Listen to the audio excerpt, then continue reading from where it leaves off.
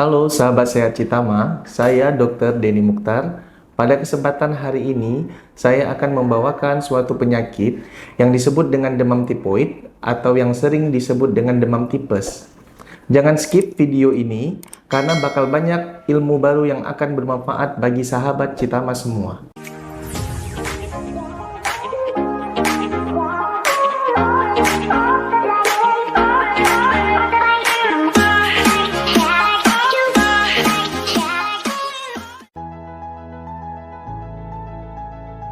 Demam tipoid adalah penyakit infeksi akibat bakteri Salmonella typhi. Penyakit infeksi ini umumnya menular melalui makanan atau minuman yang tercemar. Demam tipoid atau tipes banyak terjadi di negara-negara Asia, termasuk Indonesia. Di Indonesia, demam tipoid tergolong penyakit endemik. Diperkirakan 500 dari tiap 100.000 penduduk Indonesia terserang demam tipoid setiap tahunnya. Penyebab demam tipoid disebabkan oleh bakteri Salmonella typhi. Bakteri ini dapat masuk dan berkembang di dalam usus setelah seseorang mengkonsumsi makanan atau minuman yang terkontaminasi tinja atau urin penderita demam tipoid. Salmonella typhi juga dapat menular dari penderita yang sudah tidak bergejala. Hal ini terjadi karena penyembuhan belum dilakukan secara total, sehingga Salmonella typhi masih tersisa di dalam usus dan dapat menular ke orang lain. Faktor risiko demam tipoid, meski demam tipoid lebih sering menyerang anak-anak, ada sejumlah faktor lain yang dapat meningkatkan risiko seseorang terserang demam tipoid, yaitu tinggal di lingkungan yang kotor dan bersanitasi buruk, bekerja sebagai tenaga kesehatan yang menangani penderita demam tipoid, mengkonsumsi sayur-sayuran atau buah-buahan yang tidak dicuci secara bersih, mengkonsumsi makanan laut dari air yang terkontaminasi bakteri. Gejala demam tipoid muncul 7-14 hari setelah seseorang terinfeksi bakteri Salmonella typhi. Seberapa lama gejala berlangsung tergantung pada perkembangan penyakit.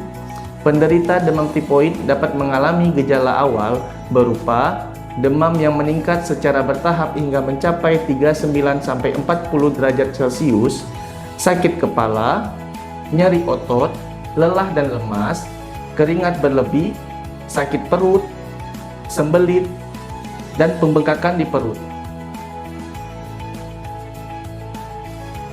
Kapan ya harus ke dokter? Segera ke dokter jika Anda mengalami gejala yang telah disebutkan di atas, terutama jika baru bepergian ke daerah dengan kasus penyebaran demam tipoid yang tinggi. Perlu diketahui, orang yang telah mendapatkan vaksin tipoid tetap beresiko terserang demam tipoid.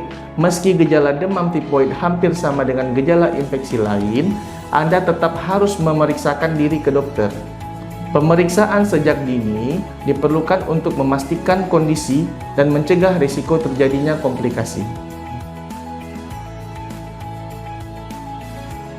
Pengobatan demam tipoid dilakukan tergantung pada tingkat keparahannya.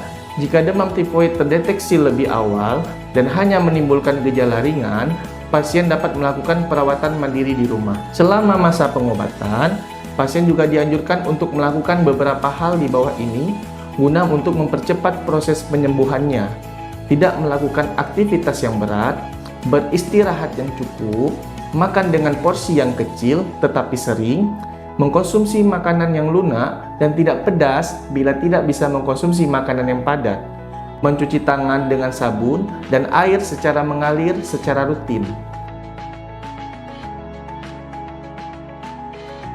Pencegahan demam tipoid. Salah satu upaya untuk mencegah demam tipoid adalah dengan mendapatkan vaksin tipoid.